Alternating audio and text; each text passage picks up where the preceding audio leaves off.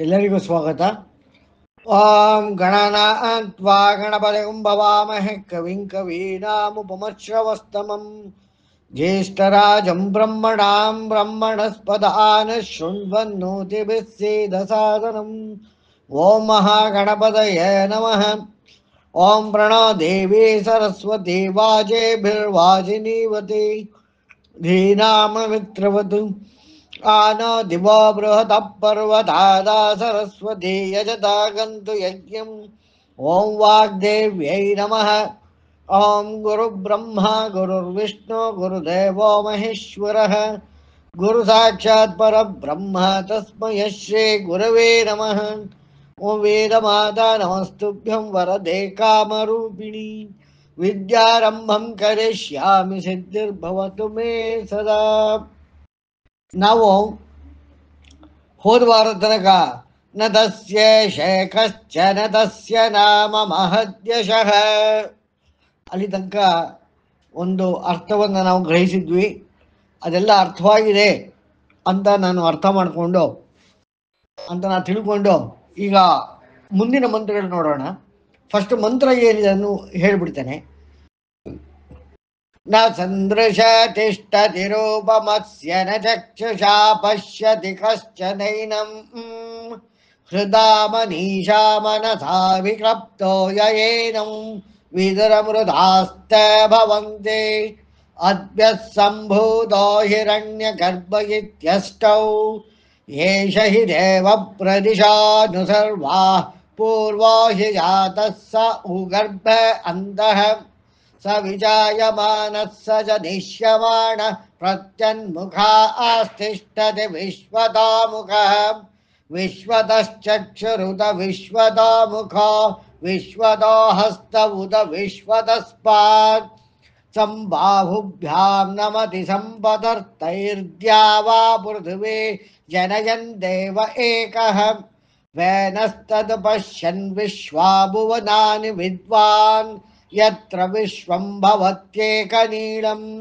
यस्मिन्निदकं सञ्चमिचैकं स ओतः प्रोतश्च विभुः प्रजासु प्रदद्वाच अमृतं न विद्वान् गन्धर्वो नाम निहितं गुहासु त्रीणि पदानि हिता गुहासु यस्तद्वेद सवितुः पिदासत् स नो बन्धर्जनिता स विधाता धामानि वेद भुवनानि विश्वा यत्र देवा अमृतमानशानास्तुतिजे धामा अन्यभ्यैरयन्त परित्या वा पृथिवी यन्ति सद्यः परिलोकान् परिदिशः परिस्सुवः ऋतस्य दन्तं विदतं विश्रुत्य तदपश्यत् तदभवत् प्रजासु परित्य लोकान् परित्य भूतानि परित्य सर्वा अप्रदिशो दिशश्च प्रजापतिः प्रथमजारुतस्यात्मनात्मानमभिसम्बभूव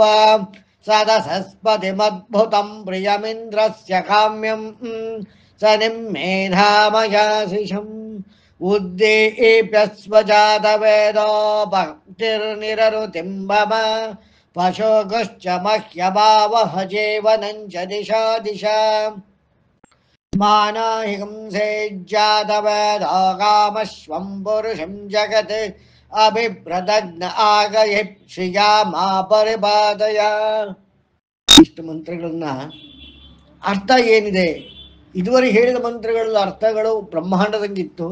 ಅಂದ್ರೆ ಏನು, ಬ್ರಹ್ಮಾಂಡದ ವಸ್ತು ಯಾವುದು ಮತ್ತು ಈ ಬ್ರಹ್ಮಾಂಡದ ಮೇಲೆ ಪರಿಣಾಮಕ್ಕೆ ಹಿಂದಿರುವ ಕಾರಣವೇನು, ಅಂದ್ರೆ ಪರಿಣಾಮಕ್ಕೆ ಹಿಂದಿರುವ ಕಾರಣ ಏನು?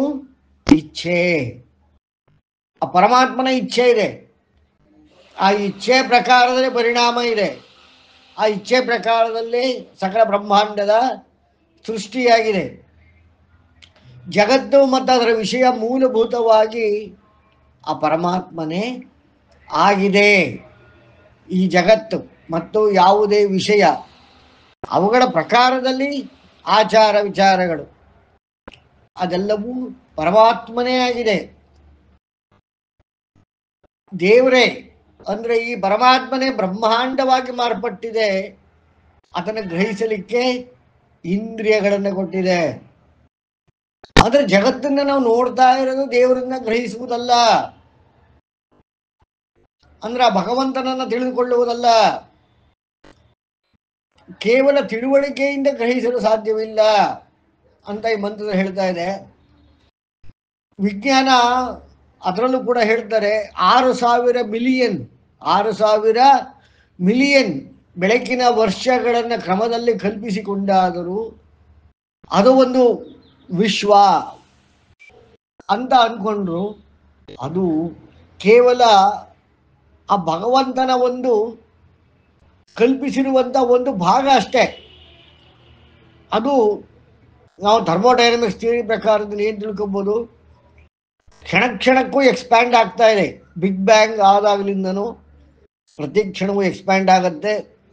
ನಂತರ ಒಂದು ಸಮಯದಲ್ಲಿ ಬಿಗ್ ಕ್ರಂಚ್ ಅಂದರೆ ವಾಪಸ್ಸು ಬರಲಿಕ್ಕೆ ಶುರುವಾಗ್ತದೆ. ಅಂದರೆ ವಿಸ್ತಾರಗೊಳ್ಳುತ್ತಿರುವಂತಹ ಈ ವಿಶ್ವ ಮತ್ತೆ ಸಂಕುಚಿತಗೊಳ್ಳಲು ಪ್ರಾರಂಭಿಸುತ್ತದೆ. ಒಂದು ಬಿಂದುವಿನಿಂದ ಆರಂಭವಾದ ವಿಶ್ವ ಮತ್ತೆ ಅದು ಬಿಂದುವಿಗೆ ಬರುತ್ತದೆ. ಅಂದರೆ ಮೂಲ ಧಾತು ಒಂದೇ. ಮೂಲ ಧಾತುವಿನ ಹಿಂದೆ ಪರಮಾತ್ಮನ ಇಚ್ಛೆ. ಒಂದೇ ಧಾತು ಇಷ್ಟೆಲ್ಲ ವಿಶ್ವ ಆಗಿದೆ, ಆಗುತ್ತಾ ಇದೆ, ವಿಸ್ತರಿಸಿಕೊಳ್ತಾ ಇದೆ, ಪರಿಣಾಮವಿದೆ. ಇದನ್ನ ಇವತ್ತಿನ ವಿಜ್ಞಾನದ ಪ್ರಕಾರ ರಾಕೆಟು, ಹಾಡು ಮೂಳು, ಫ್ಲೈಯಿಂಗ್ ಸಾಸರ್ಸು, UFO ಏನೆಲ್ಲ ಕರಿತೀವಿ, ಆ ಥರ ಟೆಕ್ನಾಲಜಿ ಪ್ರಕಾರ ಋಷಿಗಳು ಹೆಚ್ಚಿಗೆ ಪ್ರಯತ್ನ ಮಾಡದೆ ಅವರು ತಪಸ್ಸು ಮತ್ತು ಧ್ಯಾನದ ಮುಖಾಂತರನೇ ಕಂಡ್ಕೊಂಡ್ರು. ಅಂದ್ರೆ ಏನು, ಇಂದ್ರಿಯಕ್ಕೆ ಗೋಚರವಾಗುವುದು ಒಂದು ಅಲ್ಪ ಭಾಗವಾದರೆ ಇಂದ್ರಿಯಕ್ಕೆ ಗೋಚರವಾಗದ್ದು ಮಹತ್. ಇದಕ್ಕೆ ಒಂದು ನಾವು ಹೇಗೆ ತಗೋಬೋದು ಅಂತಂದರೆ, ನಾವು ಅಹಂ ಬ್ರಹ್ಮಾಸ್ಮಿ ಅಂತ ಉಪನಿಷತ್ತುಗಳಲ್ಲಿ ಬರ್ತದೆ, ತತ್ವಮಸಿ ಈ ಫಾರ್ಮುಲಾಸ್ ಎಲ್ಲ ಬರ್ತದೆ. ಅದನ್ನು ಯಾಕೆ ಹೇಳಿದ್ದಾರೆ ಅಂದರೆ, ನಾವು ಆ ಪರಮಾತ್ಮವನ್ನು ಅರಿತುಕೊಳ್ಳುವುದಕ್ಕೆ ಸುಲಭವಾಗಲಿ. ಅಂದರೆ ತಪಸ್ಸು ಮಾಡಿದ ಅಂದರೆ ಬಹಿರ್ಯಾನ ಕಿದ್ದ ಅಂತರ್ಯಾನ ಇವುಗಳಿಂದ ಋಷಿಗಳು ಆ ಪರಮಾತ್ಮ ತತ್ವವನ್ನು ಅಂದರೆ ಆಬ್ಸಲ್ಯೂಟ್ ಅಂಡ್ ಅಲ್ಟಿಮೇಟ್ ಪರಮ ಮತ್ತು ಕೇವಲ ಕೈವಲ್ಯ ಇವೆರಡನ್ನ ಅರಿತುಕೊಳ್ಳೋದಕ್ಕೆ ಪ್ರಯತ್ನ ಮಾಡಿದ್ರು. ಯಾಕೆ ಅಂತಂದರೆ, ಈ ಬ್ರಹ್ಮಾಂಡದಲ್ಲಿ ಇರುವಂತಹ ಸೃಷ್ಟಿ, ಸ್ಥಿತಿ, ಲಯ, ಪರಿಣಾಮ ಎಲ್ಲ ಹೇಗೆ ನಡೀತಾ ಇದೆ ಇಡೀ ಈ ವಿಶ್ವದಲ್ಲಿ ಆ ಪರಮಾತ್ಮನ ಕಾರಣದಿಂದ, ಅದೇ ರೀತಿಯಾಗಿ ಅಷ್ಟೇ ತತ್ವಗಳನ್ನು, ಎಲ್ಲ ತತ್ವಗಳನ್ನು ಒಳಗೊಂಡಂತಹ ನಮ್ಮ ದೇಹದ ಸೃಷ್ಟಿ, ದೇಹದ ರಚನೆ, ದೇಹದ ಕಾರ್ಯ, ದೇಹದ ಸ್ಥಿತಿ ಮತ್ತು ಲಯ ಇವೆಲ್ಲವನ್ನು ಅಂತರ್ಯಾನದಲ್ಲಿ ಅರಿತರೆ ಬಾಹ್ಯದಲ್ಲಿರುವ ವಿಶ್ವವೂ ಅದೇ, ಅದರ ಒಂದು ಮಿನಿಯೇಚರ್ ಅಂದರೆ ಒಂದು ಇಡೀ ಬ್ರಹ್ಮಾಂಡದ ಸಕಲ ತತ್ವಗಳ ಒಂದು ಸಣ್ಣ ಮಾಡೆಲ್ ನಾವುಗಳು ಕೂಡ. ಆ ಪರಮಾತ್ಮನ ಇಚ್ಛೆಯಿಂದ ಆಯಿತು, ಅದೇ ಥರ ಇಚ್ಛೆ ನಮ್ಮಲ್ಲೂ ಇದೆ. ಬುದ್ಧಿ ಇದೆ, ಚಿತ್ತ ಇದೆ, ಚಲನೆ ಮತ್ತು ಚಿಂತನೆಗಳು ಮನಸ್ಸಿದೆ, ಅಂತರ್ಮನವಿದೆ, ಬಹಿರ್ಮನವಿದೆ, ಅಹಂಕಾರವಿದೆ, ಎಲ್ಲವೂ ಇದೆ. ಜೀವ ಇದೆ. ಮತ್ತೆ ಮುಖ್ಯವಾಗಿ ಆ ಪರಮಾತ್ಮನ ಒಂದು ಬಿಂದು ರೂಪವಾದ ಆತ್ಮ ನಮ್ಮಲ್ಲೇ ಇದೆ. ಅಂದ್ರೆ ಎಲ್ಲ ಇದೆ. ಇದನ್ನ ಒಂದು ಕ್ಷಣ ನಾವು ಅಂತರ್ಯಾನದಲ್ಲಿ ಗಮನಿಸೋಣ. ನಮ್ಮಲ್ಲಿ ಪ್ರತಿಯೊಂದು ಕೂಡ ಜೀವಕೋಶಗಳಿಂದ ಮಾಡಲ್ಪಟ್ಟಿದೆ. ಆ ಜೀವಕೋಶಗಳು 4 ರೀತಿಯಾಗಿವೆ: ಹೃದಯ, ಮಾಂಸ, ನರ ಮತ್ತು ಮೂಳೆ. ಈ 4 ರೀತಿಯಾದ ಜೀವಕೋಶಗಳಿಂದ ನಮ್ಮ ದೇಹ ಮಾಡಲ್ಪಟ್ಟಿದೆ. ಪ್ರತಿಯೊಂದು ಜೀವಕೋಶದ ಮಧ್ಯೆ ನ್ಯೂಕ್ಲಿಯಸ್ ಇದೆ, ಅದರ ಸುತ್ತ ಜೀವಕೋಶದ ಪರಿಧಿ ಇದೆ. ಅದೇ ರೀತಿಯಾಗಿ ಸೂರ್ಯನಿದ್ದಾನೆ, ಸೂರ್ಯನ ಮಂಡಲವಿದೆ. ನಮ್ಮ ನ್ಯೂಕ್ಲಿಯಸ್ನ ಸೂರ್ಯನ ರೀತಿಯಲ್ಲಿ ನಾವು ಅಂದ್ಕೋಬಹುದು. ಅದೇ ರೀತಿಯಾಗಿ ಒಂದೇ ಜೀವಕೋಶವಿದೆಯೇ? ಇಲ್ಲ, ಟ್ರಿಲಿಯನ್ಸ್ ಆಫ್ ಸೆಲ್ಸ್ ಇದೆ ನಮ್ಮಲ್ಲಿ.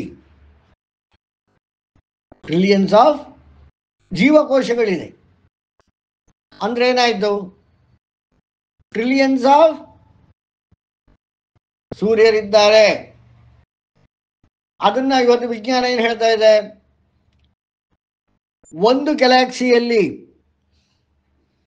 10⁻22 10ಕ್ಕೆ 10⁻22 ಒಂದು 10ರ ಮುಂದೆ 22 ಸೊನ್ನೆಗಳನ್ನು ಹಾಕಿದರೆ ಎಷ್ಟು ಸಂಖ್ಯೆ ಬರುವುದೋ ಅಷ್ಟು ಸಂಖ್ಯೆಯ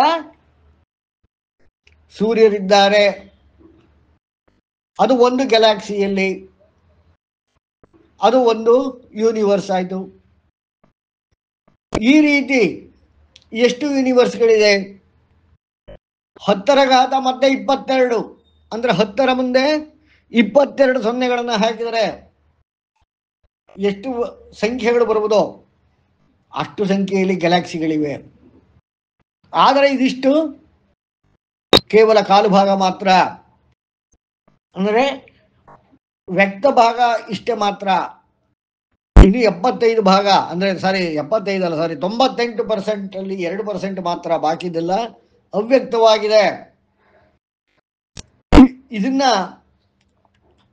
6,000 ಮಿಲಿಯನ್ 6,000 ಮಿಲಿಯನ್ ಬೆಳಕಿನ ವೇಗದಲ್ಲಿ ನಾವು ಒಂದು ತುದಿಯಿಂದ ಶುರು ಮಾಡಿದ್ರೆ 6,000 ಮಿಲಿಯನ್ ವರ್ಷಗಳು ನಾವು ಸೆಕೆಂಡಿಗೆ 3 ಲಕ್ಷ ಕಿಲೋಮೀಟರ್ಗೆ ನಾವು ಚಲಿಸಿದರೆ ಮತ್ತೊಂದು ತುದಿಯನ್ನು ತಲುಪಲಿಕ್ಕೆ 6,000 ಮಿಲಿಯನ್ ವರ್ಷಗಳು, ಬೆಳಕಿನ ವರ್ಷಗಳು ಬೇಕಾಗ್ತದೆ ಅಂತ ಇವತ್ತಿನ ವಿಜ್ಞಾನ ಹೇಳ್ತಾ ಇದೆ.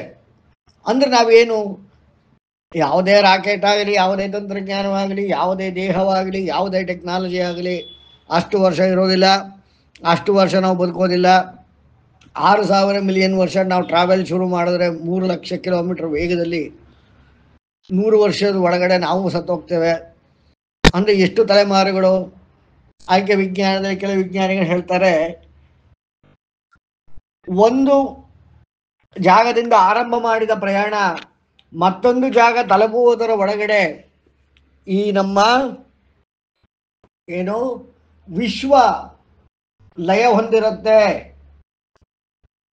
ಅಂದರೆ ಒಂದು ತುದಿಯಿಂದ ಹೊರಟ ಬೆಳಕು, ಒಂದು ತುದಿಯಲ್ಲಿರುವ ಸೂರ್ಯನಿಂದ ಹೊರಟ ಬೆಳಕು ಈ ಒಂದು ವಿಶ್ವದ ಮತ್ತೊಂದು ತುದಿಗೆ ತಲುಪುವುದೇ ಇಲ್ಲ.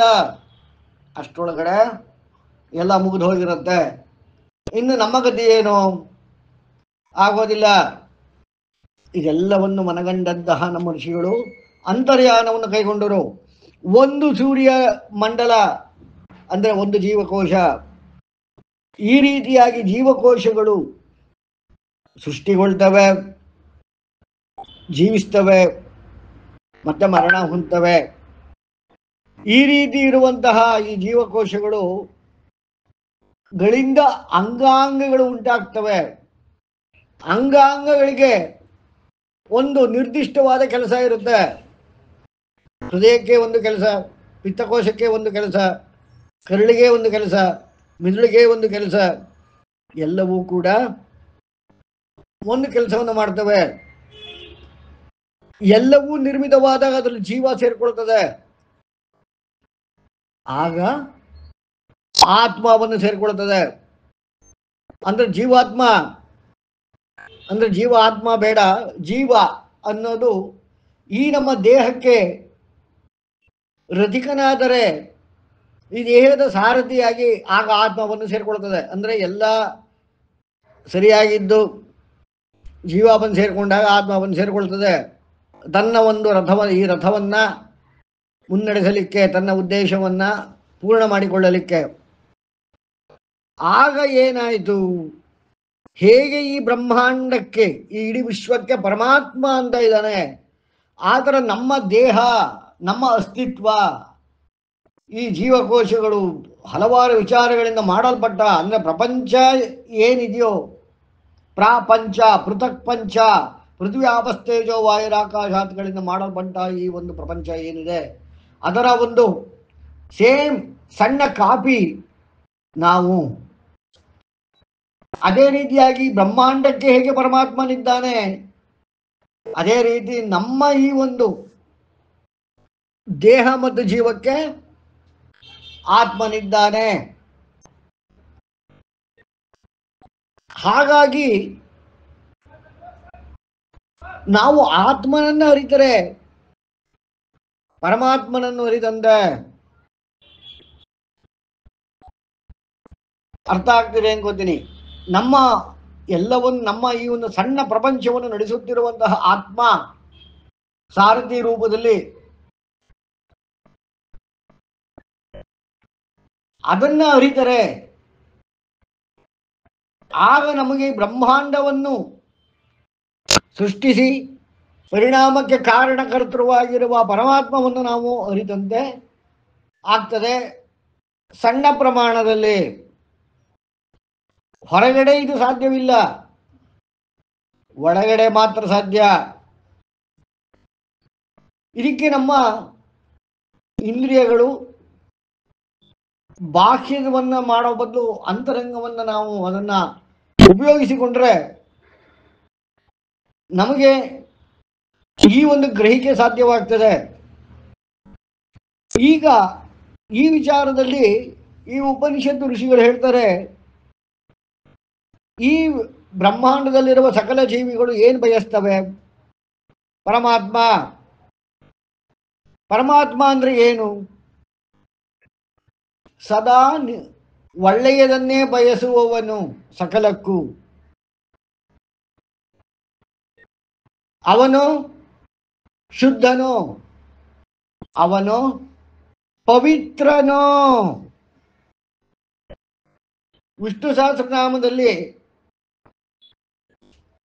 61ನೇದು 62ನೇದು ನೆನಪು ಬರ್ತಾ ಇಲ್ಲ, ಓಂ ಪವಿತ್ರಾಯ ನಮಃ ಅಂತ ಹೇಳ್ತವೆ. ಪರಮಾತ್ಮ ಶುದ್ಧ ಮತ್ತು ಪವಿತ್ರ ಆಗಿರ್ಬೇಕೋ ಬೇಡವೋ? ಯಾರಾದರೂ ಉತ್ತರ ಹೇಳಿ. ನಿಮಗೆ ಆ ಪರಮಾತ್ಮ ಪವಿತ್ರನಾಗಿರಬೇಕೋ, ಶುದ್ಧನಾಗಿರಬೇಕೋ ಬೇಡವೋ? ದಯವಿಟ್ಟು ಮಾತಾಡಿ, ಹೇಳಿ. ಆಗಿರ್ಬೇಕು ಸರ್. ಯಾಕೆ ಹಾಗೆ ಬಯಸ್ತೀರಾ? ಬಯಸೋದು ಅಂತಲ್ಲ ಸರ್, ನಮ್ಮ ಇದು ಸರ್ ಮುಂಚೆಯಿಂದ ಬಂದಿರೋದು ಶುದ್ಧವಾಗಿರ್ತಾನೆ ಅಂತ ಹೇಳಿ. ಅಲ್ಲ, ಅವನು ಇರ್ತಾನೆ ಸರಿ, ಈಗ ಅವನು ಕರಪ್ಟ್ ಆಗ್ಬೇಕೋ ಬೇಡವೋ? ಅಶುದ್ಧ ಅಪವಿತ್ರ ಆಗ್ಬೇಕೋ ಬೇಡವೋ? ಸರ್ ಅವ್ನು ಹೇಗಿದ್ರು ಓಕೆ, ಯಾಕಂದ್ರೆ ಅವ್ನು ಭಗವಂತ. ಓಕೆ. ಆದ್ರೆ ನಾವೆಲ್ಲ ಏನ್ ಬಯಸ್ತೇವೆ? ಕೆಟ್ಟದನ್ನ ಮಾಡುವಂತ ಯಾವತ್ತಾರ ಪರಮಾತ್ಮನ್ ಕೇಳ್ಕೊಂಡಿದ್ದೀರಾ? ಯಾರಾದ್ರೂ ಕೇಳಿದಾರಾ? ಅಲ್ಲಿ ಕೆಟ್ಟದ್ದು ಅಂತಂದ್ರೆ ನಮಗ್ ಕೆಟ್ಟದ್ ಮಾಡಿದಾರೆ, ಅವ್ರಿಗೂ ಒಂದು ಏನು ಪಾಠ ಕಲ್ಸು ಅನ್ನೋ ರೀತಿಯಲ್ಲಿ ಕೇಳಿದ್ದು. ಅಲ್ಲ, ನನಗೆ ಈಗ ನನಗೆ ಕೆಟ್ಟದನ್ನ ಮಾಡೋ, ಅಶುಭವನ್ನು ಉಂಟು ಮಾಡೋ, ನನ್ನ ಅಭಿವೃದ್ಧಿಯನ್ನು ಕೊಂಡು ನನಗೆ ನೋವನ್ನು. ಸರ್ ಕುಂತಿ ಕೇಳಿದಾಳೆ ಅಂತ ಕೇಳಿದ್ವಿ ಸರ್. ನನಗೆ ನೋವನ್ನು ಕೊಡೋ. ಅಲ್ಲ, ಕುಂತಿಯವರೆಲ್ಲ ದೊಡ್ಡ ದೊಡ್ಡ ವಿಚಾರ, ನಾವು ಸಾಮಾನ್ಯವಾಗಿ ಮಾತಾಡೋಣ. ಸಾಮಾನ್ಯರಾಗಿ ನಾವು ಕೇಳಲ್ಲ. ನಾವು ಯಾವಾಗಲೂ ಸದಾ ಏನ್ ಕೇಳ್ತೀವಿ? ಸುಖ, ಸಂತೋಷ, ನ್ಯಾಯ ಎಲ್ಲ ಕೇಳ್ತೀವಿ ತಾನೆ. ಅಂದ್ರೆ ಪರಮಾತ್ಮ ನಮಗೆ ಮೋಸ ಮಾಡ್ಲಿ, ಆ ಪರಮಾತ್ಮ ನಮಗೆ ದ್ರೋಹ ಮಾಡ್ಲಿ, ಆ ಪರಮಾತ್ಮ ನಮಗೆ ನ್ಯಾಯ ಮಾಡ್ಲಿ, ಈ ರೀತಿ ಯಾವತ್ತಾರ ಕೇಳ್ತೀವ? ಮತ್ತೊಬ್ರಿಗೆ ಕೇಳ್ಕೋಬಹುದು, ಬಟ್ ನನ್ನ ಮೇಲೇನೆ ನಾನು ಕೇಳ್ಕೋತೀನ? ಇಲ್ಲ ಸರ್. ನನ್ನ ಪ್ರೀತಿ ಪಾತ್ರರಾದರ ಮೇಲೆ ಕೇಳ್ಕೋತೀನ? ಪರಮಾತ್ಮ ನನ್ನ ಮಗನಿಗೆ ಕೆಟ್ಟದ್ ಮಾಡು ಅಂತ ಕೇಳ್ತಾರ, ಕೇಳ್ತೀವ? ಇಲ್ಲ sir.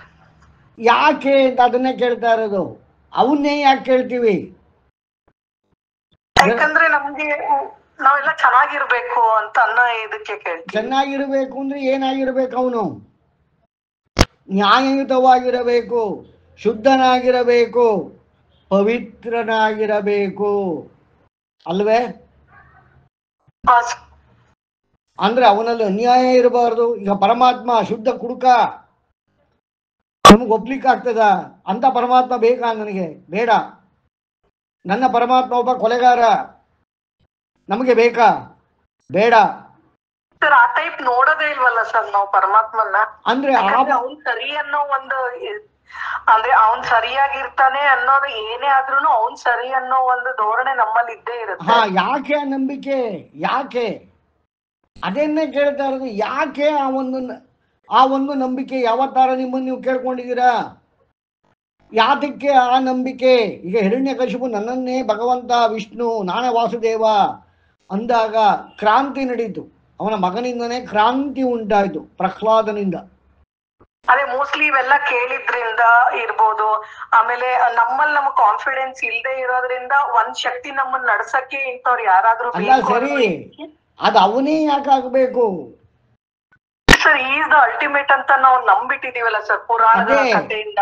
How is become ultimate ಅಂದ್ರೆ ಅಲ್ಟಿಮೇಟ್ ಅನ್ನೋದ್ರಲ್ಲಿ ದ್ರೋಹ ಇಲ್ಲ, ಅಲ್ಟಿಮೇಟ್ ಆ ಪರಮಾತ್ಮನಲ್ಲಿ ಮೋಸ ಇಲ್ಲ, ಅಂತಹ ಪರಮಾತ್ಮನಲ್ಲಿ ಅನ್ಯಾಯ ಇಲ್ಲ, ಅಂತ ಪರಮಾತ್ಮನಲ್ಲಿ ವಿದ್ರೋಹವಿಲ್ಲ, ನಂಬಿಕೆ ದ್ರೋಹವಿಲ್ಲ ಅಲ್ವೇ? ಹಾ ಸರ್. ಇದು ನಮ್ಮಲ್ಲಿ ರಕ್ತಗತವಾಗಿ ಬಂದಿರುವಂತಹದ್ದು, ಇದು ನಮ್ಮಲ್ಲಿ ಯಾವಾಗಲೂ ಇರುವಂತಹದ್ದು. ಅಂತ ರಾಕ್ಷಸರು ಕೂಡ ಆ ಶಕ್ತಿಯನ್ನು ಗಳಿಸಲಿಕ್ಕೆ ಅವರು ಅರ್ಧ ಪರಮಾತ್ಮನನ್ನು ಕುರಿತೇ ತಪಸ್ಸು ಮಾಡಿದ್ದು. ಶಕ್ತಿ ಬಂದ ಮೇಲೆ ವಿಚಾರ ಬೇರೆ. ಅಂದ್ರೆ ಶುದ್ಧ ಮತ್ತೆ ಪವಿತ್ರ, ಶುದ್ಧ ಮತ್ತೆ ಪವಿತ್ರ ಯಾರು? ಆ ಪರಮಾತ್ಮ. ಈಗ ನನ್ನನ್ನೇ ಕೇಳಿದ್ರೆ ಅತ್ಯಂತ ಶುದ್ಧತೆಗೆ, ಅತ್ಯಂತ ಪವಿತ್ರತೆಗೆ ಉದಾಹರಣೆ ಕೊಡಪ್ಪ ಅಂದ್ರೆ ನನ್ನನ್ನು ನಾನೇ ಹೇಳ್ಕೊಡೋದಿಲ್ಲ. ನಾನು ಅತ್ಯಂತ ಶುದ್ಧನೋ, ನಾನು ಅತ್ಯಂತ ಪವಿತ್ರನೋ? ನೋ, ಆ ಪರಮಾತ್ಮ ಅತ್ಯಂತ ಶುದ್ಧನೋ, ಪರಮಾತ್ಮ ಅತ್ಯಂತ ಪವಿತ್ರನೋ ಅಂತ ನಾನು ಹೇಳ್ತಾನೆ. ಆತರ ಯಾರಿಗೆ ಕೇಳಿದ್ರು ಆ ಥರ ಹೇಳ್ತಾರೆ. ಹಿರಣ್ಯಕಶಿಪುವಿನ ಹೆಂಡ್ತಿನೇ ನೀನು ಶುದ್ಧ, ನೀನು ಪವಿತ್ರ ಹಿರಣ್ಯಾಕ್ಷ ಅಂತ ನಂಬಲಿಲ್ಲ. ಹಿರಣ್ಯಕಶಿಪು ನೀನು ಅತ್ಯಂತ ಶುದ್ಧ, ಅತ್ಯಂತ ಪವಿತ್ರ ಅಂತ ಮಗನೇ ಹೇಳಲಿಲ್ಲ. ಇನ್ನು ಉಳಿದವರ ವಿಚಾರ ಬೇಡ. ಅವನ ತಂದೆಯಾದ ಕಶ್ಯಪ ಹೇಳಲಿಲ್ಲ. ಅಂತಹ ಪರಮಸಾಧಕ ರಾವಣ, ಅವನಿಗೂ ಹೇಳಲಿಲ್ಲ, ಯಾರಿಗೂ ಹೇಳಲಿಲ್ಲ. ರಾಮನಿಗೆ ಹೇಳಲಿಲ್ಲ, ಕೃಷ್ಣನಿಗೂ ಹೇಳಲಿಲ್ಲ. ಪರಮ ಪವಿತ್ರ, ಪರಮ ಶುದ್ಧ ನಾವು ಪರಮಾತ್ಮನಿಗೆ ಮಾತ್ರ ಹೇಳ್ತೇವೆ. ಇಡೀ ಜಗತ್ತು ಮೊದಲಿಂದನೂ ಅದನ್ನೇ ಹೇಳ್ತಾ ಇದೆ, ವೇದ ಉಪನಿಷತ್ತುಗಳು ಅದನ್ನೇ ಹೇಳ್ತಾ ಇವೆ. ಹಾಗೆ ಪರಮಾತ್ಮನಿಗೆ ಓಂ ಪವಿತ್ರಾಯ ನಮಃ ಅಂತ ಕೂಡ ಹೇಳ್ತೇವೆ. ಅಂತಹ ಪರಮಶುದ್ಧ, ಅಂತಹ ಪರಮ ಪವಿತ್ರ ಅಂದಾಗ ನಾವೇನು ಅರ್ಥ ಮಾಡ್ಕೋಬೇಕಾಗಿರೋದು, ಶುದ್ಧ ಅಂದ್ರೆ ಏನು? ಯಾರಾದ್ರೂ ಹೇಳ್ತೀರಾ? ಶುದ್ಧ, ಪ್ಯೂರ್, ಯಾರಾದ್ರೂ ಹೇಳ್ತೀರಾ? ಶುದ್ಧ ಅಂದ್ರೆ ಏನು? ನಾವು ಮಾತಾಡ್ತೀವಿ, ಪರಮಾತ್ಮನ ಕ್ವಾಲಿಟಿ ಇದು ಶುದ್ಧ, ಪವಿತ್ರ. ಏನು ಶುದ್ಧ ಅಂದ್ರೆ? ಶುದ್ಧ ಅಂದ್ರೆ ಏನು? ಇಲ್ಲ ಸರ್, ಗೊತ್ತಿಲ್ಲ. ಶುದ್ಧ ಅಂದ್ರೆ ಏನು ಅಂದ್ರೆ ಕಲವರಿಕೆ ಇಲ್ಲದ್ದು. ಅಂದ್ರೆ ಯಾವುದರಿಂದ ಏನು ಹೀಗೆ ಪರಿಣಾಮ, ಅದರ ಸಾರ, ಅದರ ಕ್ರಿಯೆ ಇದು ಹೀಗೆ ಅಂದಾಗ ಅದು ಹಾಗೆಯೇ ಇದ್ದರೆ ಅದು ಶುದ್ಧ. ಅಂದ್ರೆ ಅರ್ಥ ಏನು? ಆ ಪರಮಾತ್ಮದಿಂದ ಪರಮತತ್ವ, ಪರಮತತ್ವದಿಂದ ಹೃತ ಸತ್ಯ. ಆ ಸತ್ಯದಲ್ಲಿ ಏನ್ ಡೆಫಿನಿಷನ್ ಇದೆ? ಖಾರ ಅಂದ್ರೆ ಏನು? ಸಿಹಿ ಅಂದ್ರೆ ಏನು? ಅಥವಾ ಎಲ್ಲ ವಿಚಾರಕ್ಕೂ ಸತ್ಯದಲ್ಲಿ ಒಂದು ಡೆಫಿನಿಷನ್ ಇದೆ. ನಾವು ಉಪಯೋಗಿಸಿದಾಗ, ನಾವು ಪ್ರಯತ್ನಿಸಿದಾಗ ಅದೇ ನಮಗೆ ಸಿಗಬೇಕಲ್ವೇ? ಸಕ್ಕರೆಯನ್ನು ಬಳಸುವುದು ಸಿಹಿಗಾಗಿ, ಮೆಣಸಿನಕಾಯಿ ಬಳಸುವುದು ಖಾರಕ್ಕಾಗಿ, ಹುಳಿಗಾಗಿ ಹುಣಸೆ ಹಣ್ಣು, ಕಾರ್ಬೋಹೈಡ್ರೇಟ್ಸ್ಗಾಗಿ ಅಕ್ಕಿ, ರಾಗಿ ವಿಚಾರಗಳು. ಆ ರೀತಿ ವಿಜ್ಞಾನವೂ ಅದೇ ಹೇಳ್ತಾ ಇದೆ. ಮಾವಿನ ಹಣ್ಣು ತಿಂದರೆ ಇದರಲ್ಲಿ ಇಂತಿಂಥದ್ದು ಇಂತಿಂಥದ್ದು ಇಂಥ ವಿಟಮಿನ್ಸ್ಗಳು, ಇಂಥ ಪ್ರೋಟೀನ್ಗಳು, ಇಂಥ ಬ್ಲಾ ಬ್ಲಾ ಬ್ಲಾ ಸಿಗುತ್ತೆ, ಹೀಗೆ ಮಾಡ್ರೆ ಹೀಗೆ ಸಿಗುತ್ತೆ. ನಾವು ಸ್ಕೂಲಲ್ಲಿ ಹೋಗಿ ಕಲಿಯೋದೇನು? ಹೀಗೆ ಮಾಡು ನಿನಗೆ ಹೀಗಾಗುತ್ತೆ, A+B² A²+B²+2AB, ಗ್ರಾವಿಟೇಷನಿಂಗ್ ವರ್ಕ್ ಆಗುತ್ತೆ. ಚಂದ್ರ ಅಂದ್ರೆ ಹೀಗೆ, ಸೂರ್ಯ ಅಂದ್ರೆ ಹೀಗೆ, ಅಪ್ಪ ಅಂದ್ರೆ ಹೀಗೆ, ಅಮ್ಮ ಅಂದ್ರೆ ಹೀಗೆ, ಹೆಂಡತಿ ಅಂದ್ರೆ ಹೀಗೆ, ಮಕ್ಕಳು ಅಂದ್ರೆ ಹೀಗೆ, ಗಂಡ ಅಂದ್ರೆ ಹಿಂಗೆ, ದೇವರು ಅಂದ್ರೆ ಹಿಂಗೆ. ಅದನ್ನು ನಾವು ಅರಿತಂತವರು ಅದರ ಅವಶ್ಯಕತೆ ಬಂದಾಗ ನಾವು ಅದನ್ನೇ ಯೂಸ್ ಮಾಡ್ತೀವೋ ಇಲ್ವೋ? ಅಂಗಡಿಗೆ ಹೋಗಿ ಸಿಹಿಗಾಗಿ ಸಕ್ಕರೆಯನ್ನೇ ಕೊಳ್ತೇವೆ, ಶ್ರಮ ಹಾಕಿ ದುಡಿದ ಹಣದಲ್ಲಿ ಅದನ್ನೇ ಕೊಂಡುಕೊಂಡು ಬರ್ತೇವೆ. ಅನ್ನಕ್ಕಾಗಿ ಅಕ್ಕಿಯನ್ನೇ ನಾವು ಕೊಳ್ತೇವೆ, ಹುಳಿಗಾಗಿ ಹುಣಸೆ ಹಣ್ಣೆ ಕೊಳ್ತೇವೆ. ಈ ಥರ ಸಾಧನೆಗಾಗಿ ಇಂಥದೇ ಮಾರ್ಗ, ವಿಷ್ಣುವಿನ ಮಾರ್ಗದಲ್ಲಿ ಇಂತಹ ಸಾಧನೆಗಾಗಿ ಹೀಗೆ ಮಾಡು, ಶಿವನ ಮಾರ್ಗದಲ್ಲಿದ್ದರೆ ಹೀಗೆ ಮಾಡು, ಬ್ರಹ್ಮನಾಗಿದ್ದರೆ ಹೀಗೆ ಮಾಡು, ರನ್ನಿಂಗ್ ರೇಸ್ ಓಡಬೇಕು ಅಂದ್ರೆ ಈ ರೀತಿ ಮಾಡು, ನಿಂಗೆ ಓಡಕ್ಕಾಗತ್ತೆ, ಬಾಡಿ ಬಿಲ್ಡ್ ಮಾಡ್ಬೇಕು ಹೀಗೆ ಮಾಡು, ನಿಂಗೆ ಆಗತ್ತೆ, ಹಾಗಾಗಿ ಆಗತ್ತೆ. ಮೋಡದಿಂದಲೇ ಮಳೆ, ಮತ್ತೆಲ್ಲಾರು ಮಳೆ ಬರಕ್ಕೆ ಸಾಧ್ಯವೇ? ಇಲ್ಲ. ಯಾವುದು ಹೇಗೆ ನಡ್ಕೋಬೇಕು, ಅದರ ಪರಿಣಾಮವೇನು, ಅದರ ಸಾರವೇನು, ಅದರಿಂದ ಏನು ಸಿಗ್ತದೆ, ಅದೇ ಆಗತ್ತಾ? ಅದು ಶುದ್ಧ. ಅದರ ಸಾರದಲ್ಲೇ ಆಗಲಿ, ಪರಿಣಾಮದಲ್ಲೇ ಆಗಲಿ, ಯಾವುದು ದೊರಕಬೇಕು ದೊರಕದಿದ್ದಾಗ ಅದು ಏನು ತೋರಿಸ್ತದೆ? ಅದು ಅಶುದ್ಧವಾಗಿದೆ, ಕಲಬೆರಕೆಯಾಗಿದೆ. ಅಕ್ಕಿಯಲ್ಲಿ ಕಲ್ಲು ಬೆರೆಸಿ ಮಾರಾಟ ಮಾಡಿದಾಗ ಅನ್ನದಲ್ಲಿ ಕಲ್ಲು ಸಿಕ್ಕೋದಿಲ್ಲ, ಸಿಗ್ತದೆ, ಅಶುದ್ಧ. ಪರಮಾತ್ಮನಿಂದ ಶುದ್ಧತೆ ಅಂದ್ರೆ ಏನು? It's A promise. ಹೀಗೆ ಮಾಡು, ನಿನಗೆ ಹೀಗೆ ಆಗ್ತದೆ, ಹೀಗೆ ಉಪಯೋಗಿಸು, ನಿನಗಿಂತ ಪರಿಣಾಮ ಬರ್ತದೆ, ಅಥವಾ ಇಂಥ ಪರಿಣಾಮಕ್ಕಾಗಿ ಹೀಗೆ ಮಾಡು ಅನ್ನೋ ರೀತಿಯಲ್ಲಿ ನಮ್ಮ ವೇದಗಳಿಂದ, ವಿಜ್ಞಾನದಿಂದ, ವಿಜ್ಞಾನ ಏನು ಹೇಳ್ತಾ ಇದೆ ಅದನ್ನೇ ಕಂಡುಹಿಡಿತಾ ಇದೆ. ಅದು ಹಾಗೆ ಹೀಗೆ ಹೀಗೆ ಹಾಗೆ ಅಂತ ಪರಿಣಾಮವನ್ನು ಅದು ಮಾಡುವ ಬಗೆಯ ಟೆಕ್ನಾಲಜಿ. ಈಗ ನಾವು ರಾಕೆಟ್ ಮಾಡಿದ್ದಾರೆ, ಅದನ್ನು ಉಡಾಯಿಸ್ತಾರೆ, ಅದು ಏನು ಮಾಡಬೇಕು ಅದು ಮಾಡಬೇಕು. ಕಲಬೆರಕೆ ಆದರೆ ಆ ಪರಿಣಾಮ ಬರುವುದಿಲ್ಲ. ಅದಕ್ಕೆ ನಾವು ಇವತ್ತು ಎಷ್ಟೊಂದು ಪ್ರಾಡಕ್ಟ್ಸ್ ನಾವು ಕಲಬೆರಕೆ ಇದರಿಂದ ಆ ಪರಿಣಾಮ ಬರೋದಿಲ್ಲ ಅಂತ ಹೇಳ್ತೇವೆ. ಆ ಪರಮಾತ್ಮನ ನಂಬಿಕೆ ನಮಗೆ ಯಾಕಿದೆ ಅಂದ್ರೆ ಇಷ್ಟು ಕೂಡ ಅದು ಹೇಗಿದೆಯೋ ಹಾಗೆ ನಡೀತದೆ. ಹೇಗೆ ನಡೀತದೆ ಅಂತ ನಾವು ತಿಳ್ಕೊಂಡೋದನ್ನು ಉಪಯೋಗಿಸಿದಾಗ ಅದು ಹಾಗೇ ಆಗ್ತದೆ. ಆಗ ನಮಗೆ ಅದೇ ನಾವು ಬಯಸಿದ್ದು ಸಿಗ್ತದೆ. ಹಾಗಾಗಿ ಶುದ್ಧತೆ. ಆದ್ರೆ ನಾವೇನ್ ಮಾಡ್ತೇವೆ? ಹಣಕ್ಕಾಗಿ, ಭಾವನೆಗಳಿಗಾಗಿ, ಎಷ್ಟೋ ವಿಚಾರಗಳಿಗಾಗಿ ನಾವು ಶುದ್ಧತೆಯನ್ನು ಹಾಳು ಮಾಡ್ತೇವೆ, ಅಶುದ್ಧ ಮಾಡ್ತೇವೆ. ಅಂದ್ರೆ ನಾವು ಯಾವುದೇ ಮಾಡುವುದರ ಹಿಂದಿನ ಉದ್ದೇಶ ನೇರವಾಗಿರಬೇಕು, ಶುದ್ಧವಾಗಿರಬೇಕು. ಅಲ್ಲಿ ಉದ್ದೇಶವೇ ಬೇರೆ, ಹೇಳುತ್ತಿರುವುದು ಬೇರೆ, ಮಾಡುತ್ತಿರುವುದು ಬೇರೆ ಆದಾಗ ಅಶುದ್ಧತೆ. ಇದನ್ನ ಇವತ್ತಿನ ಸೈಕಾಲಜಿ ಮತ್ತೆ ಇವತ್ತಿನ ವಿಜ್ಞಾನ ಏನು ಹೇಳುತ್ತೆ? ನಾನು ಮತ್ತೊಬ್ಬನಿಗೆ ಕೆಟ್ಟದ್ದು ಮಾಡಿದ್ರೆ ಫಸ್ಟು ವೇದಗಳಲ್ಲಿ ಬರ್ತಿರೋದು ಹಿಂದಿರುಗಿ ನನಗೆ ಕೆಟ್ಟದಾಗ್ತದೆ. ನಾನು ಕಲಬೆರಕೆ ಮಾಡಿದ್ದ ಇನ್ನು ಉಂಟಾಗುವ ಪರಿಣಾಮ ಅದು ನನ್ನನ್ನೇ ಕಾಡ್ತದೆ.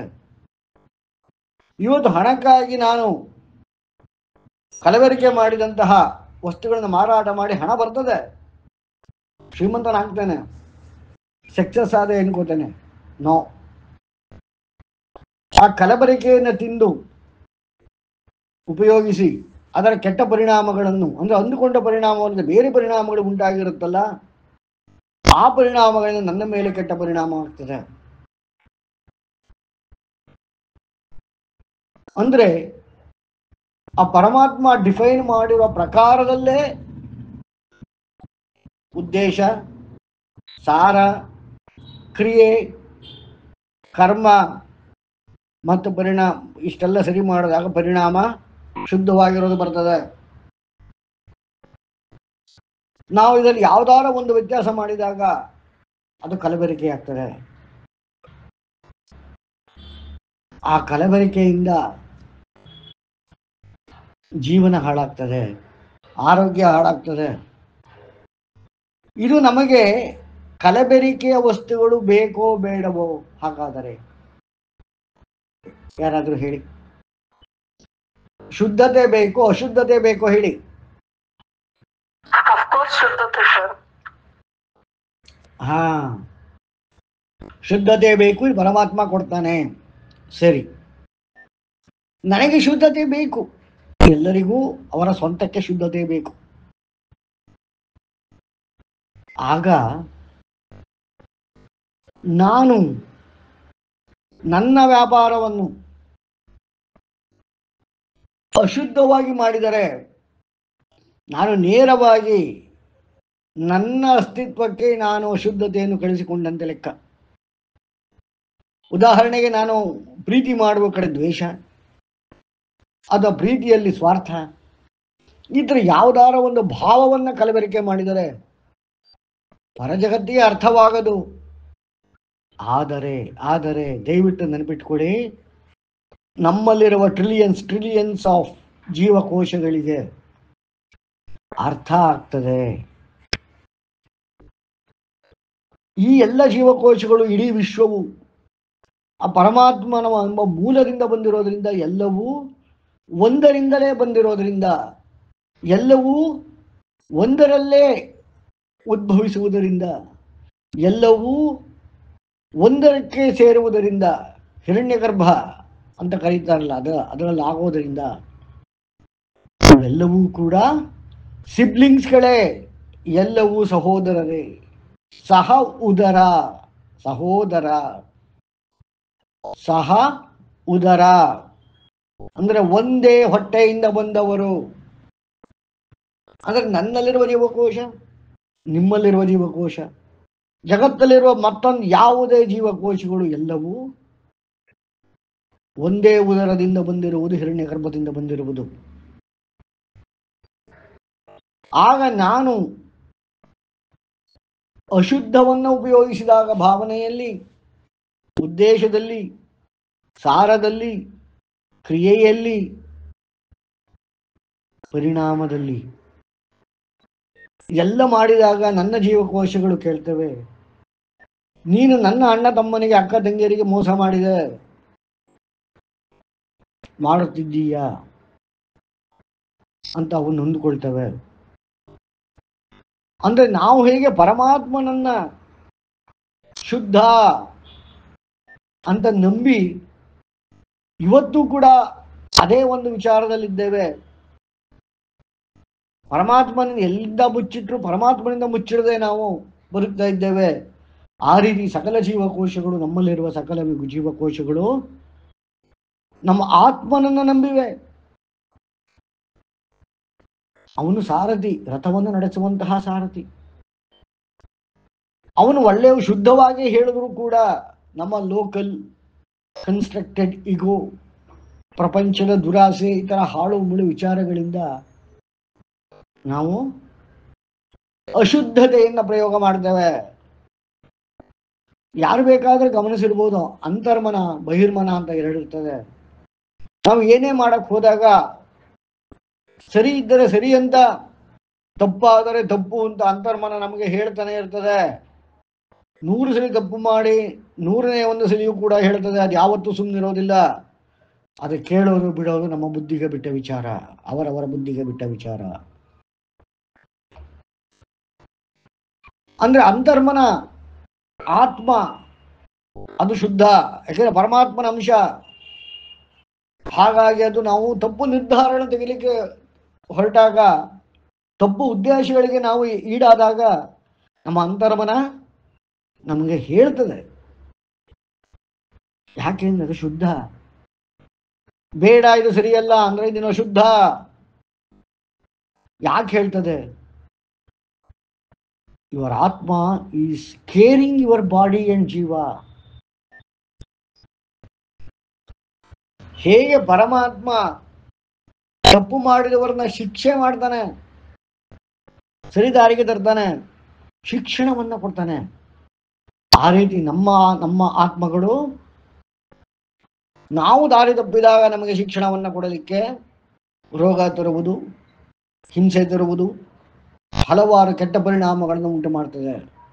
ಆದರೆ ಮಾಡುವುದಕ್ಕೆ ಮುಂಚೆ ಎಚ್ಚರಿಕೆಯನ್ನು ಕೊಡ್ತದೆ. ಜಗತ್ತಿಗೆ ಇರುವಂತಹ ಪರಮಾತ್ಮ ಹೇಗೆ ಶುದ್ಧನಾಗಿರಬೇಕು ಅಂತ ನಾವು ಬಯಸ್ತೇವೆ. ಆದರೆ ನಮ್ಮ ಇಡೀ ದೇಹ, ಈ ದೇಹಕ್ಕೆ ಪರಮಾತ್ಮನಾಗಿರುವಂತಹ ಆತ್ಮ ಶುದ್ಧನಾಗಿರಬೇಕು. ಮತ್ತೆ ಅದಕ್ಕೆ ಸಂಬಂಧಪಟ್ಟ ಜೀವ ತೆಗೆದುಕೊಳ್ಳುವ ನಿರ್ಧಾರಗಳು ಶುದ್ಧವಾಗಿರಬೇಕು ಅಂತ ನಮ್ಮ ಜೀವಕೋಶಗಳು ನಿರ್ಧಾರ ಮಾಡ್ತವೆ. ನಾವು ತೆಗೆದುಕೊಳ್ಳುವ ತಪ್ಪು ನಿರ್ಧಾರಗಳು, ತಪ್ಪು ಉದ್ದೇಶಗಳು, ಸ್ವಾರ್ಥಗಳು, ಇವೆಲ್ಲವೂ ಏನಾಗ್ತವೆ? ಅಶುದ್ಧ ರೂಪವಾದ ಪರಿಣಾಮವನ್ನು ಉಂಟು ಮಾಡುವುದರಿಂದ ನಾವು ಅನ್ಕೋತೇವೆ ನಾನು ಗೆದ್ದೆ, ಅವನಿಗೆ ಮೋಸ ಮಾಡಿದೆ, ನಾನು ಗೆದ್ದೆ. ಅದು ವ್ಯಾಪಾರ ಇರಲಿ, ವ್ಯವಹಾರ ಇರಲಿ, ಮಾತಿರಲಿ, ಸಂಬಂಧ ಇರಲಿ, ಪ್ರೀತಿ ಇರಲಿ, ದ್ವೇಷವಿರಲಿ, ಯಾವುದೇ ಇರಲಿ, ನಾವು ಗೆದ್ದೆ ಅನ್ಕೋತೇವೆ. ಆದರೆ ನಾವು ಸೋತಿದ್ದೇವೆ ಅಂದ್ರೆ ನಮಗೆ ಪರಮಾತ್ಮ ಮೇಲೆ ಅನುಮಾನ ಯಾವತ್ತಿಗೂ ಬಂದಿಲ್ಲ, ಬರೋದಿಲ್ಲ. ಆದ್ರೆ ನಮ್ಮ ಜೀವಕೋಶಗಳಿಗೆ ನಮ್ಮ ಆತ್ಮನ ಮೇಲೆ, ಅಂದ್ರೆ ಜೀವದ ಮೇಲೆ ಅನುಮಾನ ಬರ್ತದೆ. ಆತ್ಮನ ಸಾರಥ್ಯದ ಮೇಲೆ ಅನುಮಾನ ಮೂಡ್ತದೆ. ಅಲ್ಲಿ ನೋಡಿ ರೋಗ, ರುಜಿನ, ಅಸಮಾಧಾನ, ಹಾಳು ಮೂಡು ನೆಗೆಟಿವ್ಸ್ ಎಲ್ಲ ಆರಂಭವಾಗುವುದಲ್ಲಿ. ಎಲ್ಲಿ ಅಶುದ್ಧತೆಗೆ 1.632 ಅಂಶವನ್ನ, ದೈವಿಕ ಅನುಪಾತವನ್ನ ಅಶುದ್ಧತೆ ಮೀರುತ್ತೆ, ಅಲ್ಲಿ ದುಷ್ಟಶಕ್ತಿಗಳಿಗೆ ನಮ್ಮ ದೇಹ ತೆರ್ಕೊಂಡ್ಬಿಡ್ತದೆ. ಭೂತಕಾಟ, ಪಿಶಾಚಿ ಕಾಟ, ಹಾಳು ಮೂಳು ವಿಚಾರಗಳಿಗೆ ಒಳಗಾಗ್ತಾರೆ. ವಾಸಿ ಮಾಡಲಾಗದಂತಹ ರೋಗ ರುಜಿನಗಳಿಗೆ ಒಳಗಾಗ್ತೇವೆ. ಸರಿ ಮಾಡಲಿಕ್ಕಾಗದಂತಹ ಸಂಬಂಧಗಳಲ್ಲಿ ಸಿಕ್ಕಿ ಬೀಳ್ತೇವೆ. ಹೊಟ್ಟೆಯಲ್ಲಿ ಹುಟ್ಟಿದ ಮಕ್ಕಳೇ ಶತ್ರುಗಳಾಗ್ತಾರೆ, ತಂದೆ ತಾಯಿಗಳೇ ನಮ್ಮನ್ನು ದೂರ ತಳ್ತಾರೆ. ಈ ರೀತಿ ಅಶುದ್ಧತೆಯಿಂದ ಆಗುವ ಪರಿಣಾಮಗಳು. ಆದರೆ ಆ ಪರಮಾತ್ಮ ನಮಗೆ ರೋಗ ಬರುವ ರೀತಿಯಲ್ಲಿ ಹೇಗೆ ನಮ್ಮ ಜೀವಕೋಶಗಳು ನಮ್ಮನ್ನು ಕಾಡ್ತವೆ, ಆ ರೀತಿಯಲ್ಲಿ ಪರಮಾತ್ಮ ಅವತರಿಸುತ್ತಾನೆ, ಶಿಕ್ಷೆಯನ್ನು ಮಾಡುತ್ತಾನೆ. ಹಾಗಾಗಿ ಪರಮಾತ್ಮ ಯಾವತ್ತು ಶುದ್ಧ. ನಮ್ಮ ದೇಹಕ್ಕೆ, ನಮ್ಮ ಜೀವಕ್ಕೆ ಶುದ್ಧನ ಆತ್ಮನ ಮಾತನ್ನು ಕೇಳಬೇಕೇ ವಿನಃ ಜೀವನದ್ದಲ್ಲ, ಜೀವ ಎಂಬುದರದ್ದಲ್ಲ, ಬಾಹ್ಯ ಪ್ರಪಂಚ ಎನ್ನುವುದರಲ್ಲ, ನಮ್ಮ ಬಹಿರ್ಮನ ಎನ್ನುವುದರ ಮಾತಲ್ಲ, ನಮ್ಮ ಬುದ್ಧಿ ಎನ್ನುವ ಮಾತಲ್ಲ. ನಮ್ಮ ಮೂಡ್ಸ್ ಅವುಗಳ ಮೇಲಲ್ಲ, ಕೇವಲ ನಾವು ಆತ್ಮನ ಜ್ಞಾನವನ್ನು, ಆತ್ಮ ಹೇಳುವುದನ್ನು ನಾವು ಪರಿಶೀಲನೆ ಮಾಡಿಕೊಂಡು ಕೇಳಿಸ್ಕೊಂಡು ನಡ್ಕೊತಾ ಹೋದರೆ ಅಶುದ್ಧತೆಯ ಹಾದಿ ತಪ್ಪುಗೆ ನಾವು ಬರುವುದಿಲ್ಲ. ನಮಗೆ ಬರುವ ಹಲವಾರು ಸಂಕಷ್ಟಗಳು ಬರುವುದೇ ಇಲ್ಲ. ಇದು ಒಂದು ಅಂಶ. ಇದರಲ್ಲಿ ಯಾರಿಗಾದ್ರೂ ಪ್ರಶ್ನೆ ಇದೆಯಾ, ಅನುಮಾನ ಇದೆಯಾ?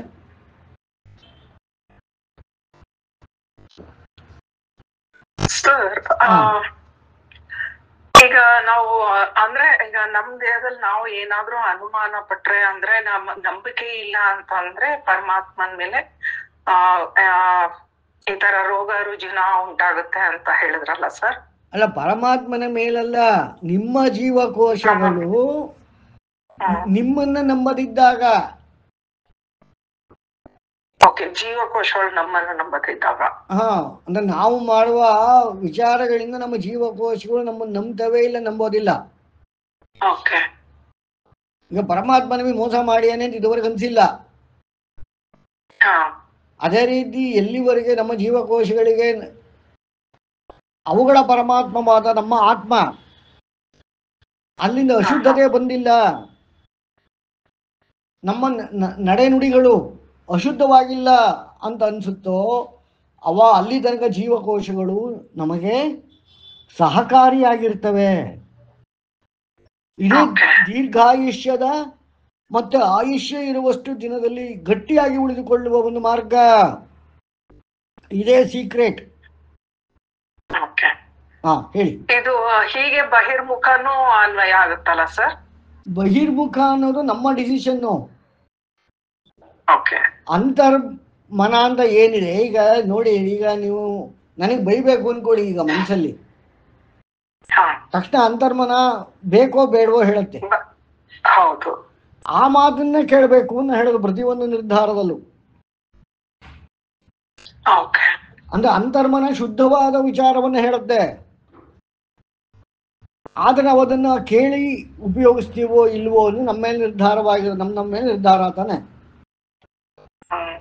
ಇಲ್ಲ ಸರ್, ನಂಗೆ ಅನ್ಸುತ್ತೆ ಅಂತರ್ಮನನು ಸಮಟೈಮ್ಸ್ ಇದು ಮಿಸ್ ಆಗುತ್ತಾ. ಅದು ಯಾವ ತರ ಸರ್? ಈಗ ಮನ್ಸಲ್ಲೇ ಅನ್ಕೊಂತ ಇರ್ತೀವಿ. ಅಲ್ಲ, ಮನಸ್ಸಲ್ಲಿ ಅನ್ಕೊಳ್ಳೋದು ಬಹಿರ್ಮನವೇ, ನಮಗೆ ಗೊತ್ತಾಗೋದು ಬಹಿರ್ಮನವೇ. ಓಕೆ. ನಮ್ಮನ್ನ ತಿದ್ದುತ್ತಲ್ಲ, ಅದು ಅಂತರ್ಮನ. Okay okay sir. ಅದು ಮಾತ್ರ ಅಂತರ್ಮನ, ಅಂದ್ರೆ ಅದು ಆತ್ಮದ ಮಾತು. ಉಳಿದಿದ್ದಲ್ಲ ನಮ್ಮ ಮಾತು.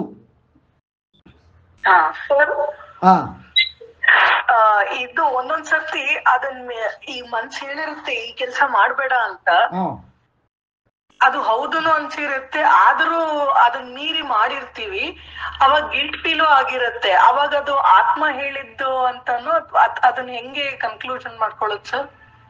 ಅದೇ ಹೇಳಿದು, ಬೇಡ ಅಂತ ಹೇಳಿದೆ ತಾನೇ ಮೊದ್ಲೇ. ಹಾ ಸರ್, ಆದ್ರೂ ಗೊತ್ತಿಲ್ದಂಗೆ ಅದು ಗೊತ್ತಿಲ್ದಂಗಲ್ಲ, ಅದು ಪುಷ್ ಮಾಡ್ತಾನೆ ಇರುತ್ತೆ. ಇಲ್ಲ ಏನಾಗಲ್ಲ ಮಾಡು, ಇಲ್ಲ ಅದು ಬಹಿರ್ಮನ. ಅದು ಬಹಿರ್ಮನ. ಏನಾಗಲ್ಲ ಮಾಡು ಅನ್ನೋದು ಬಹಿರ್ಮನ. ಅದನ್ನೇ ನಾನು ಹೇಳ್ತಾ ಇರೋದು. ಆ ವ್ಯತ್ಯಾಸವನ್ನೇ ಅದನ್ನ ಮೀರೇನು ಮಾಡ್ಬಿಟ್ಟಾಗ ಅದು ಮತ್ತೆ ನಾವು ಆತ್ಮದ ಮಾತ್ ಕೇಳ್ದೆ ಇದ್ದೀವಿ ಅಂತಾನೆ ಆಗತ್ತಲ್ಲ ಸರ್? ಹೌದು. ಆಗಲೇ ನಿಮ್ಮ ಜೀವಕೋಶಗಳು ನಿಮ್ಮ ವಿರುದ್ಧ ತಿರುಗಿ ಅನುಮಾನ ಮಾಡ್ತವೆ, ಸ್ಟಾರ್ಟ್ ಆಗುತ್ತೆ ಸರ್. ಅದರ ಪರಿಣಾಮ ಏನಾಗ್ಬೋದು ಸರ್? ಅನಾರೋಗ್ಯ, ಅಶಾಂತಿ, ದುಃಖ, ರೋಗ ರುಜಿನ, ಸಂಬಂಧಗಳಲ್ಲಿ ಬಿರುಕು, ಮಾಡಿದ ಕೆಲಸಗಳಲ್ಲಿ ಅಪಯಶಸ್ಸು, ಈ ರೀತಿ ಅದನ್ನ ಅವುಗಳ ಲೆವೆಲ್ಗಳಿದೆ ಸರ್. ಅಂದ್ರೆ ಒಂದೊಂದ್ಸರ್ತಿ ಹಂಗ್ ಮಾಡ್ದಾಗ್ಲೂನು ಇನ್ನೊಂದ್ ಅಂದ್ರೆ ಈಗ ಮನಸ್ ನಡುವೆನೆ ಒಂದು ವಾಗ್ವಾದ ನಡೀತಾ ಇರುತ್ತೆ.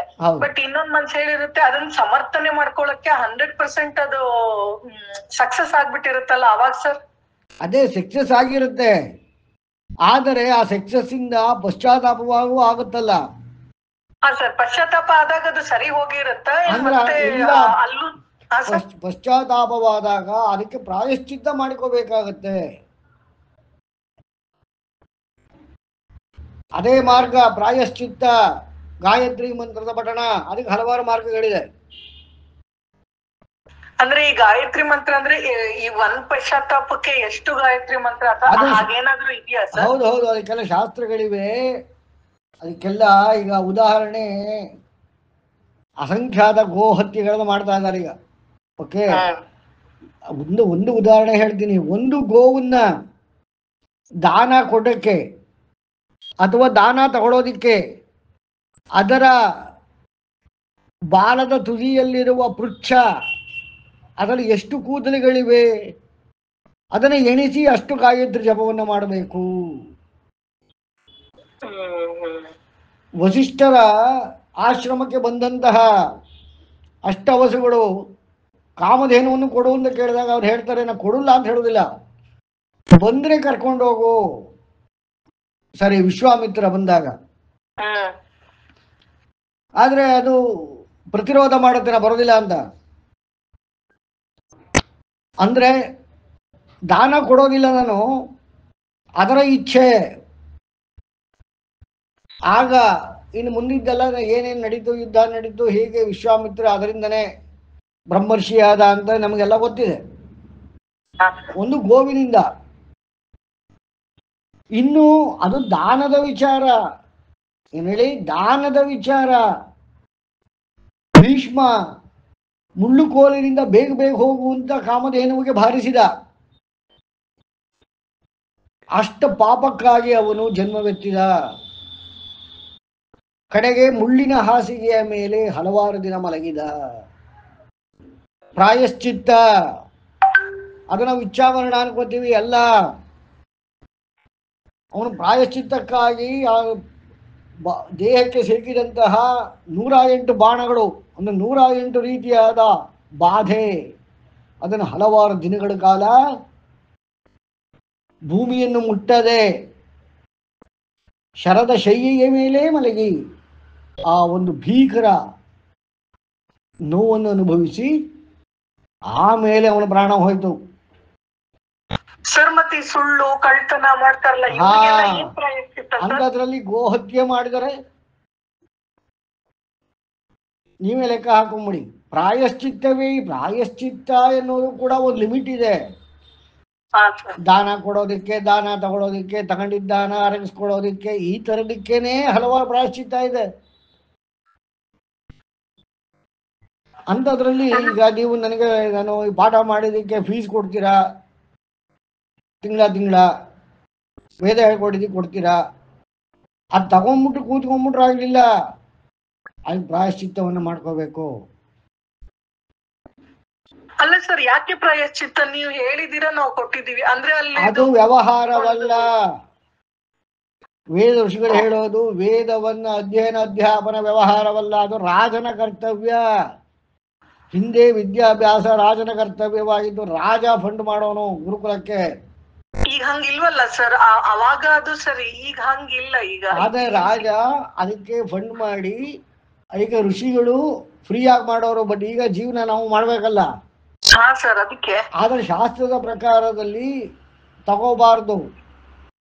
ಈ ರಾಜ ಚೇಂಜ್ ಆಗ್ಬೋದಲ್ವಾ? ಹಾಗಾಗಿ ಪ್ರಾಯಶ್ಚಿತ್ತ ಅಂತ ಹೇಳ್ತಾ ಇರೋದು.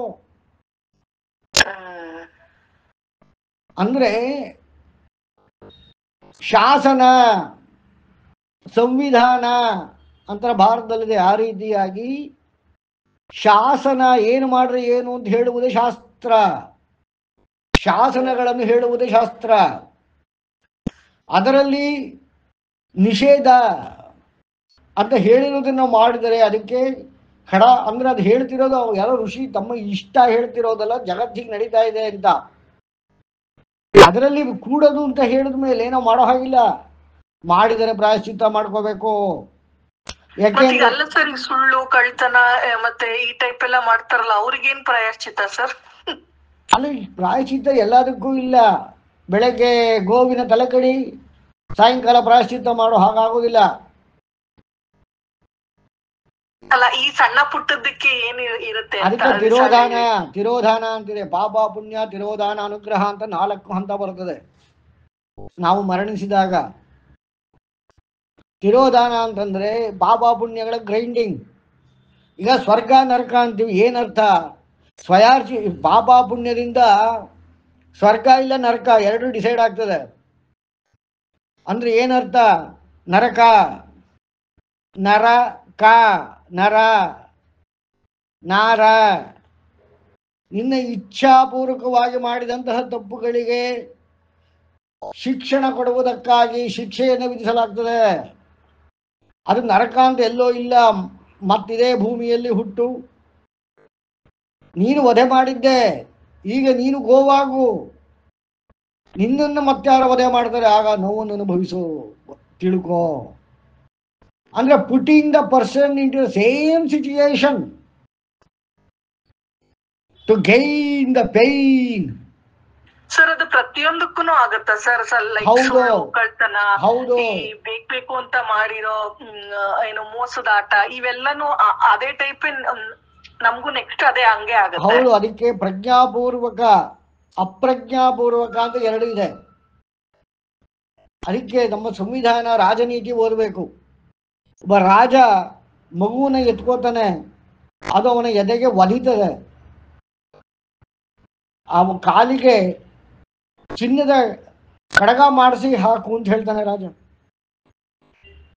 ಆದರೆ ಇದನ್ನು ತಿಳಿದಂತಹ ಆ ಮಗುವಿನ ತಾಯಿ ತಾನು ಓದಿದ್ದಾಳೆ, ನನಗೂ ಚಿನ್ನದ ಕಡಗ ಸಿಗುತ್ತೆ ಅಂತ. ಆಗ ಹೇಳ್ತಾನೆ, ಅವಳ ಎರಡು ಕಾಲನ್ನು ಕತ್ತರಿಸಿ ಅಂತ.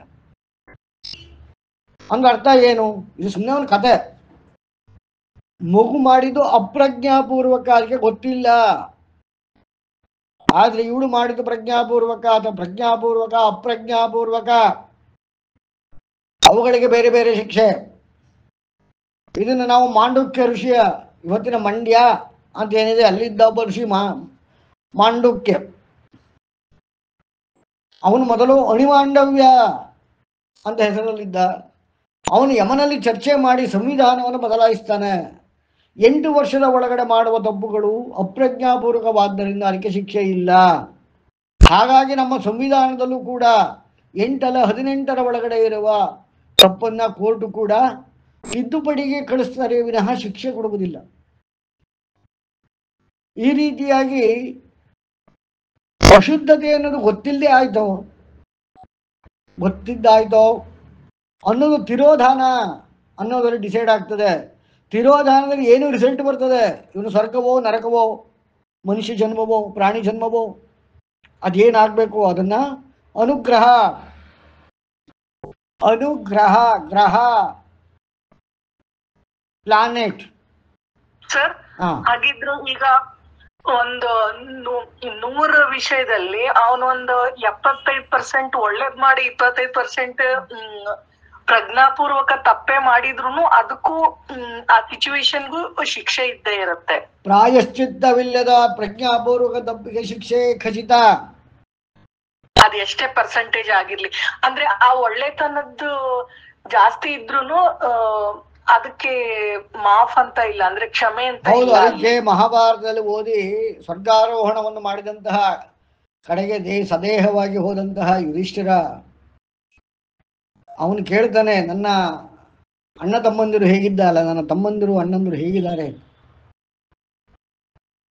ಅವಾಗ ಹೇಳ್ತಾರೆ ಯಮ, ನಿನ್ನ ಸ್ವಂತ ತಮ್ಮಂದಿರೆಲ್ಲ ನರಕದಲ್ಲಿದ್ದಾರೆ, ದುರ್ಯೋಧನಾದಿಗಳೆಲ್ಲ ಸ್ವರ್ಗದಲ್ಲಿದ್ದಾರೆ. ಇವನು ಆಶ್ಚರ್ಯ ಆಗ್ತದೆ. ಹಾಗಾದ್ರೆ ಮೊದಲು ನನಗೆ ನರಕವನ್ನು, ನೀನು ಯಾವುದನ್ನು ನೋಡ್ತೀಯಾ ಅಂದಾಗ ನರಕವನ್ನು ಮೊದಲು ನನಗೆ ತೋರಿಸು. ನರಕನ ಕರ್ಕೊಂಡೋಗಿ ತೋರಿಸ್ತಾರೆ. ಅಲ್ಲಿ ಅವನ ಹೆಂಡತಿ ಬ್ಲಾ ಅವನ ಫ್ಯಾಮಿಲಿ ಎಲ್ಲ ಅಲ್ಲಿರ್ತಾರೆ. ಆಮೇಲೆ ಸ್ವರ್ಗದಲ್ಲಿ ನೋಡ್ತಾರೆ, ಇವರೆಲ್ಲ ಚೆನ್ನಾಗಿರ್ತಾರೆ. ಅವಾಗ ಪ್ರಶ್ನೆಗಳು ಕೇಳ್ತಾನೆ ಧರ್ಮರಾಯ, ಇದು ಹೇಗೆ ಸಾಧ್ಯ? ಅದಕ್ಕೆ ಹೇಳ್ತಾರೆ, ಸ್ವರ್ಗದ ಯುದ್ಧದಲ್ಲಿ ಕ್ಷತ್ರಿಯನಾಗಿ ಯುದ್ಧದಲ್ಲಿ ಮಡಿದಿದ್ದರಿಂದ ದುರ್ಯೋಧನಾದಿಗಳಿಗೆ ಕೆಲವು ಕಾಲ ಸ್ವರ್ಗ,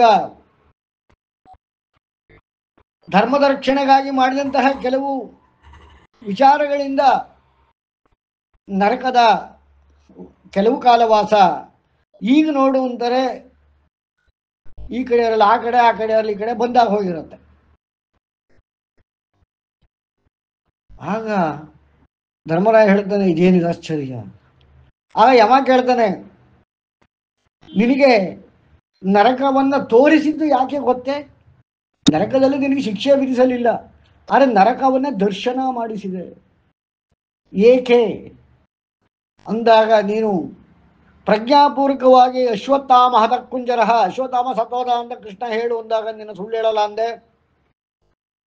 ಆಗ ಅಶ್ವತ್ಥಾಮ ಆನೆನ ಹೊಡೆದಾಕಿದ್ರು. ಅದನ್ನು ಹೇಳು ಅಂತಂದ ಕೃಷ್ಣ, ಅದನ್ನು ಹೇಳಿದೆ. ಕುಂಜರಹ ಅನ್ಬೇಕಾದ್ರೆ ಶಂಕ ಉದ್ದ. ಆದರೆ ಇದನ್ನು ಯಾಕೆ ಹೇಳ್ತಿದ್ಯಾ ಅನ್ನೋ ಉದ್ದೇಶ ನಿನಗೆ ಗೊತ್ತಿತ್ತು. ಈ ಸುಳ್ಳು ಹೇಳಲ್ಲ ಅಂತ ನಿಜನೇ ಹೇಳಿದೆ, ಆದರೆ ಅದರ ಹಿಂದಿನ ಉದ್ದೇಶ ದ್ರೋಣವನ್ನು ಸೋಲಿಸಲಿಕ್ಕೆ ಅಂತ ಗೊತ್ತಿತ್ತು.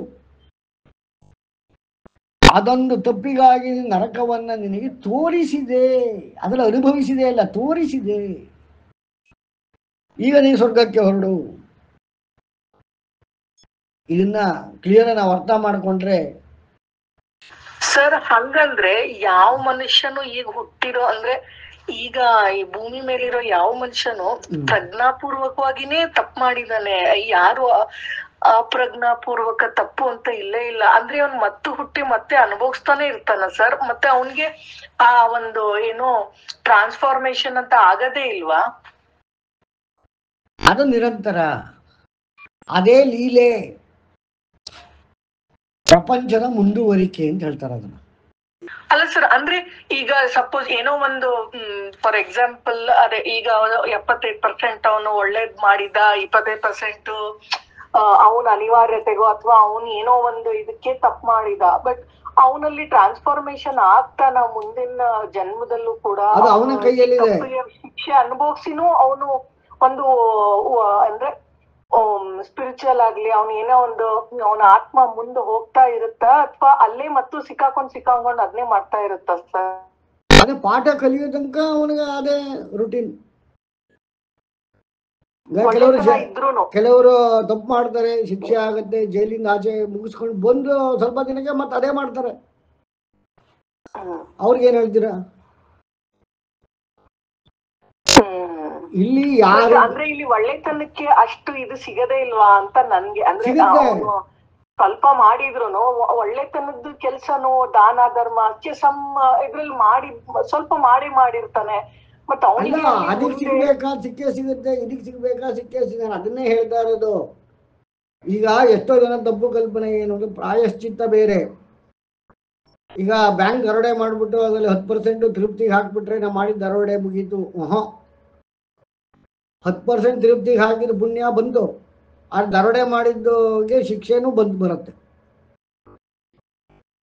ಯಾವ್ದು ಕ್ಯಾನ್ಸಲೇಷನ್ ಇರೋದು ಪ್ರಾಯಶ್ಚಿತ್ತದಲ್ಲಿ ಮಾತ್ರ. ಅದು ಬಿಟ್ಟು ಬೇರೆ ಇನ್ಯಾವ ಮಾರ್ಗವೂ ಇಲ್ಲ. ಅಂದ್ರೆ ಶುದ್ಧತೆಯನ್ನ ಕೆಣಕಿದರೆ, ಶುದ್ಧತೆಯನ್ನು ಅಶುದ್ಧ ಮಾಡಿದರೆ ಮೊದಲ ಶಿಕ್ಷೆ ನಮ್ಮ ದೇಹವೇ ನಮಗೆ ಕೊಡ್ತದೆ, ನಮ್ಮ ಭಾವನೆಗಳೇ ನಮಗೆ ಕೊಡ್ತದೆ. ಅಲ್ಲೂ ಕಲೀಲಿಲ್ಲ, ತಿರೋಧಾನದಲ್ಲಿ ಸಿಗ್ತದೆ, ಪುನರ್ಜನ್ಮದಲ್ಲಿ ಸಿಗ್ತದೆ. ಕಲಿಯದೇ ಇಲ್ಲ.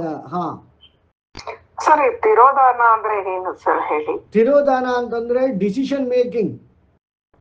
ಅಂದ್ರೆ ಪಾಪ ಪುಣ್ಯಗಳ ಲೆಕ್ಕಾಚಾರದ ಮೇಲೆ ಅವನ ಆ ಜೀವದ ಮುಂದಿನ ನಡೆ ಏನು, ಅವನಿಗೆ ಏನನ್ನು ಅನುಗ್ರಹ ಮಾಡಬೇಕು, ಅಂದ್ರೆ ಅವನ ಫ್ಯೂಚರ್ ಏನು, ಆ ಜೀವದ ಫ್ಯೂಚರ್ ಏನು, ಪ್ರಾಣಿಯೋ ಪಕ್ಷಿಯೋ ಮಾನವನು ದೇವನು, ಮೋಕ್ಷವೋ ಸ್ವರ್ಗವೋ ನರಕವೋ ವಾಟ್ ಎವರ್, ಅದನ್ನ ಏನಾಗಬೇಕು ಅನ್ನೋ ಡಿಸಿಷನ್ ಇಸ್ ಕಾಲ್ಡ್ ತಿರೋಧಾನ. ಓಕೆ, ಇದನ್ನ ಮನುಷ್ಯರು ಮಾಡ್ತಾರ ಅಥವಾ ಪುರೋಹಿತರು ಮಾಡ್ತಾರ? ಡಿಸಿಷನ್ ಧರ್ಮ, ದೇವರಲ್ಲ ಧರ್ಮ.